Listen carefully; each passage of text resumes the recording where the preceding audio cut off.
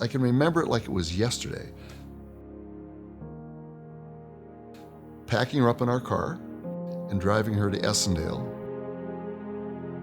walking her up to the front door with her little suitcase. The door locks behind her and there's bars on the door, and you say goodbye to your mother.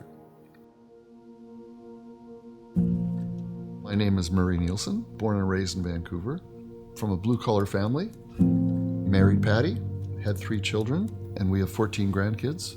I am a rainmaker for a financial advising company, so I bring in the business. I was the youngest of 3 boys, and my dad was a house painter, and my mother was an executive secretary. My mother's name was Maud. I don't know whether in retrospect it was postpartum depression, but we used to call them nervous breakdowns. They would have to put her in an institution, so I raised myself. Every Sunday, week after week, people would ask about my mom.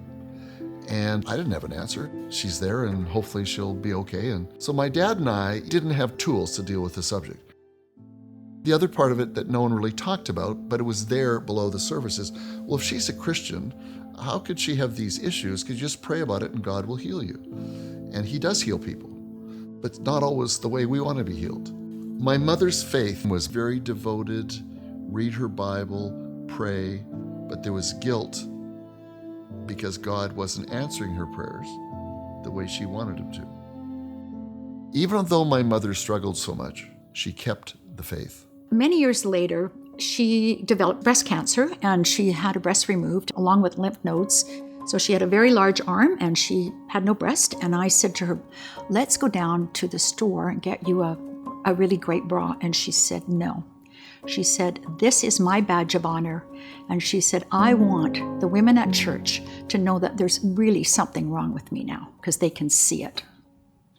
She went around her whole life with lopsided chest, very proud of it, because she felt validated. She felt like physical illness was valid and a mental illness was not.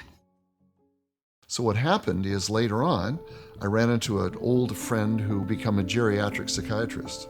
And she went through all the institutions and collected all the files, read them all and said, you know, your mother, she's got bipolar 1. I've never honored my mother.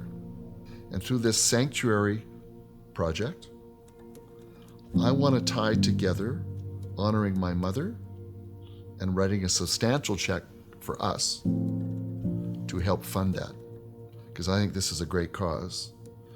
And I want this to be in memory of my dear, sweet mother.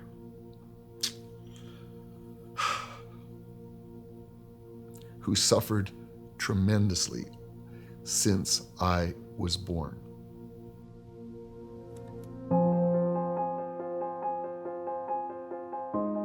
Patty and I have written a check for Sanctuary. If this donation can inspire others to give more, please do.